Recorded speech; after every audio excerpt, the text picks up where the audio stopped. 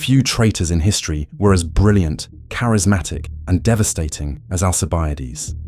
He could inspire the city of Athens to dream of glory, and in the next moment, hand its most valuable secrets to the enemy.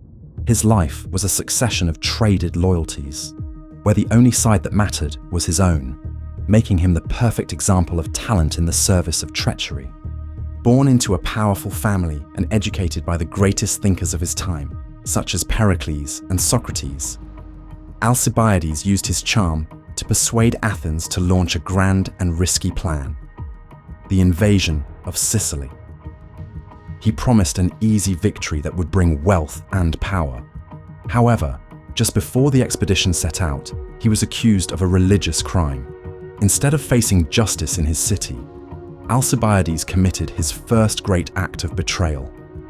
He abandoned his post as general, deserted and fled, leaving the very soldiers he had inspired in the middle of a dangerous campaign. His destination was Sparta, Athens' greatest enemy. There, Alcibiades did not merely take refuge, he became the Spartans' most powerful weapon against his own homeland.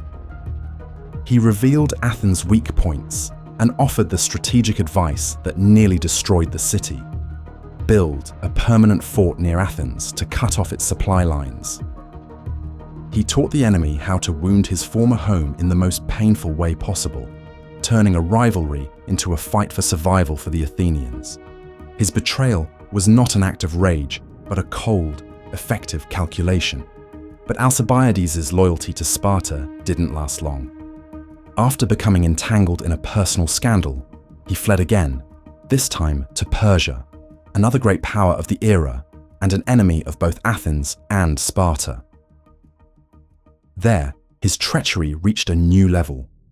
He began to play a triple game, advising the Persians not to allow either Athens or Sparta to win the war.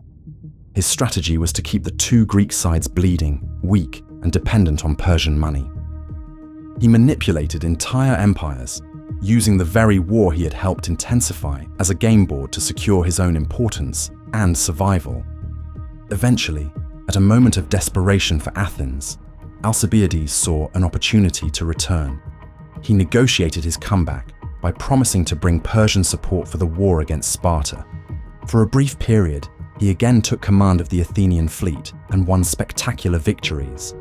Some saw him as a savior, but his return was not out of patriotism, it was out of convenience. He was a useful tool for that moment, but he was never again a truly trustworthy figure. As soon as he suffered a minor defeat, suspicion returned, and he was exiled for the last time. What defines Alcibiades as one of history's greatest traitors is not a single act of treason, but a lifetime of disposable loyalties.